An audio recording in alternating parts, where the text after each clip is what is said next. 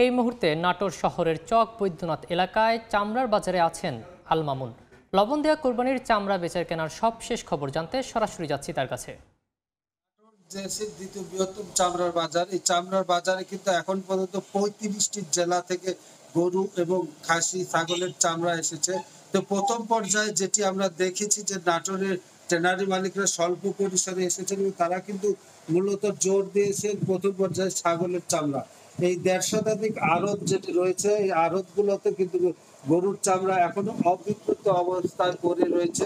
তবে একটি বিষয় যেটি বলছেন, আমি কথা বলেছি যে নাটোর জেলা চামড়া ব্যবসায়ী গ্রুপের সভাপতি সাইদার খান, উনি যেটি আজকে জানিয়েছেন যে আগামী সপ্তাহ থেকে হয়তো ট্যানারি মালিকরা গরুর চামড়া কেনা শুরু করবে বলে যেটি আশা দিয়েছে তাদেরকে। তবে আরেকটি বিষয়, যেটি পরিবহনের কিন্তু একটি বড় সংকট রয়েছে। ছাগলের চামড়া যে কেনা হয়েছে, কয়েকটি ট্যানারি মালিক কিনেছে, সেগুলো কিন্তু নেওয়াতে বড় ধরনের সমস্যার সৃষ্টি হয়েছে। এই গরুর চামড়া থাকলেও খাসির চামড়া প্রথমে পর্যায়ে ট্যানারি মালিকরা নিয়ে যেতে চাচ্ছেন এবং সেই পরিবহনের সংকটের কারণে কিন্তু সেগুলো নিতে পারছেন না। তবে একটি বিষয় যেটি বলছেন যে নাটোরের ব্যবসায়ীরা এবং বাইরের ব্যবসায়ীরা যেটা বলছেন যে বর্তমানে আমের মৌসুমের পাশাপাশি ভুট্টা ঢাকায় পর্যাপ্ত পরিমাণ যাচ্ছে, এই কারণে কিন্তু এই পরিবহন সংকটের সৃষ্টি হয়েছে এবং পরিবহনের যে অতিরিক্ত ভাড়া গত বছরের তুলনায় 6 থেকে 7 হাজার ট্রাক প্রতি অতিরিক্ত ভাড়া কিন্তু যাচ্ছে। সেই কারণে কিন্তু চামড়াগুলো, ছাগলের চামড়া এবং খাসির চামড়া অধিকাংশ আড়তেই আমরা থাকতে দেখেছি।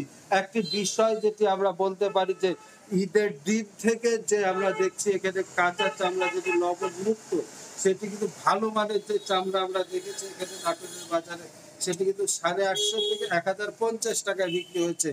আর আরেকটি বিষয় যেটি দেখছি, সারা দেশের 35টা জেলা থেকে প্রতিদিনে কিন্তু এখানে চামড়া নামছে এবং নাটোরে বরাবর অতিরিক্ত দাম থাকার কারণে বাইরের যে জেলার ব্যবসায়ী রয়েছে তারা কিন্তু সরকার নির্ধারিত যে দাম, সেই দামের কিন্তু নিশ্চয়তা যাচ্ছে। তবে আরেকটি বিষয় যেটি ব্যবসায়ীরা বলছেন, চলতি বছর কিন্তু লবণেরও একটি সিন্ডিকেট ছিল চামড়ার ঈদের আগে থেকে শুরু করে এবং এই লবণের দাম প্রতি বস্তা 250 থেকে 300 টাকা বৃদ্ধি পেয়েছিল।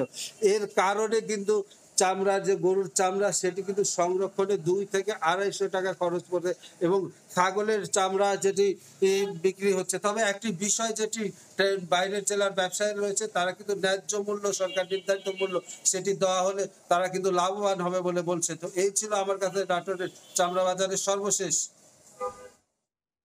সরাসরি যুক্ত ছিলাম নাটোরে।